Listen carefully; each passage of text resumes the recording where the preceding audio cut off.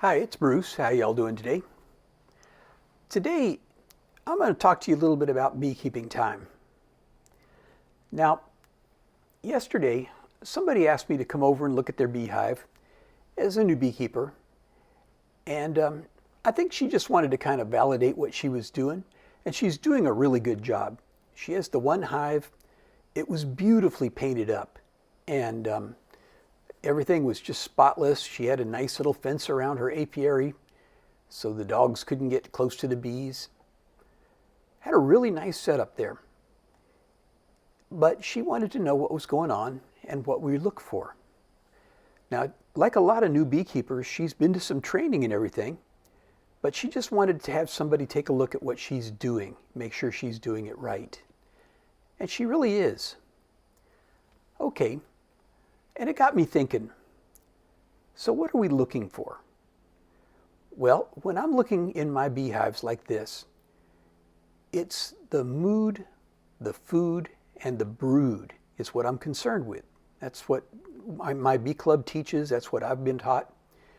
So with the mood of the bees, when I go into them, if they're nice and calm, they're just a joy to work with.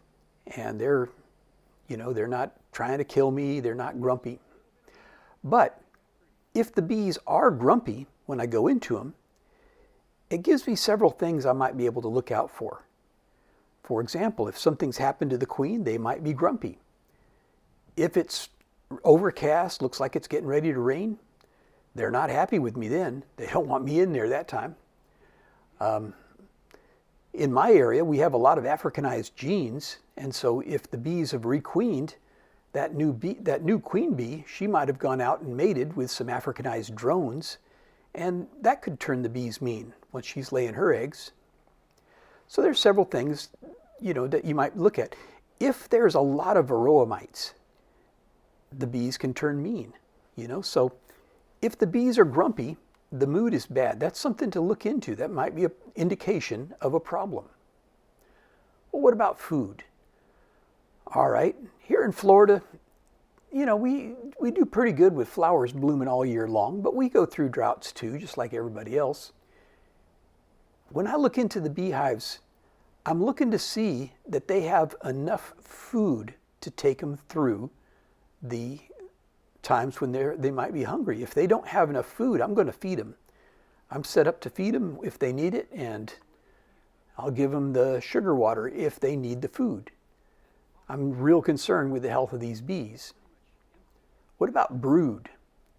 When I pull up a frame, I'm not just looking at the capped brood. I want to see eggs if they're there. You see, if I see a real young eggs, that tells me right there that the queen has been there within a day or two, because on the third day that egg's hatching into a larvae. So frankly, I don't go all the way into my bees down to the very bottom every single time. When I first started out, I did, and this young lady I'm talking about does that now. I would open them up and I would spend a long time examining each frame, always looking to make sure the queen was there and how she looked and all that. Nowadays, I don't do that.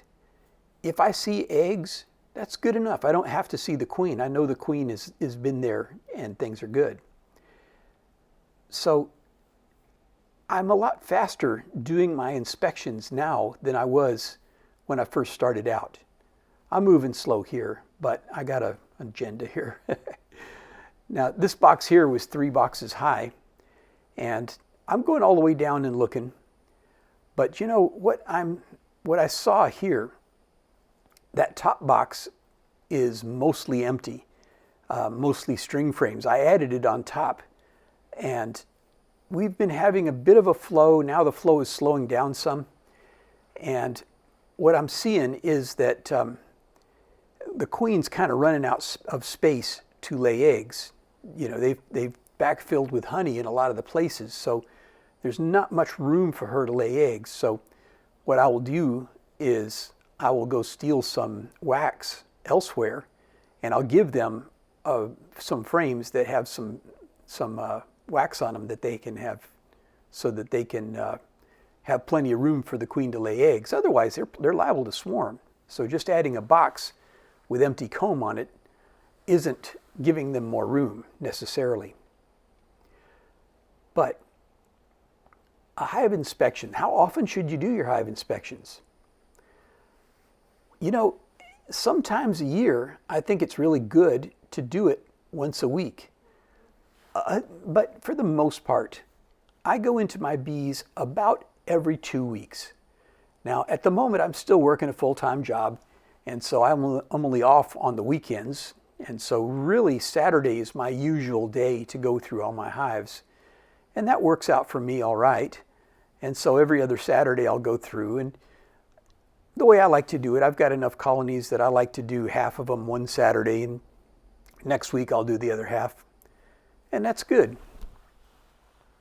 What about doing mite counts? All right, varroa mites are a real issue here. And I don't want the mites to get out of hand on me. And so I shoot for doing mite counts. At one time, I tried to do it once a month on every colony. And I've changed. I don't do them that often now. If I can get them done 4 times a year, it's good enough.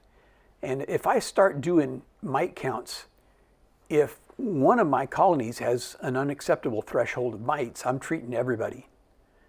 And of course, you know, I'm going to vary the treatment. I'm still using oxalic acid when it's appropriate to. I used Apivar earlier this summer, before I put my honey supers on. So, you use what you got to do. You rotate your treatments around so the mites don't get resistant to any one kind of treatment. I think we're going to be living with the varroa mites for a long time, so it's a fact of life for us. We just kind of keep them going. Somebody made a point the other day I'd like to share with you. Think about this. Somebody was telling me, what about the wild bees, the feral bees, right? The bees that are out there living in the hollow trees and in various places. They don't need a beekeeper. Do they have mites also? Well, yeah, they do. And there's something else I hadn't really thought of, but I've heard it this way. Feral colonies living out in trees, out in the country, don't live as long as domesticated honeybees, because the domesticated honeybees have got a beekeeper who manages them, who cares for them, who treats for mites, who feeds them when they don't have any food coming in. So we can keep our bees going for a long time in that colony. Whereas the bees living out there in a hollow log, if you've done the extractions of feral honeybees, you'll see all kinds of small hive beetle infestations. You'll see, all kinds of problems that they have. And they don't live very long. And the same is true of horses. Have you ever thought of that? You get this mental image of Colorado countryside and beautiful wild horses running wild and free. That's such a romantic image in your head, right? But the reality is, a domesticated horse that somebody's taking care of and taken to the vet and getting the hoofs worked on and treated, that horse is going to live a lot longer than that horse out there in the wild. So, yeah, bees are the same way. Bees are wonderful creatures, and we do our part to help them and to keep them and to help them succeed. All right, this is Bruce. You have a good one. I'll see you next week.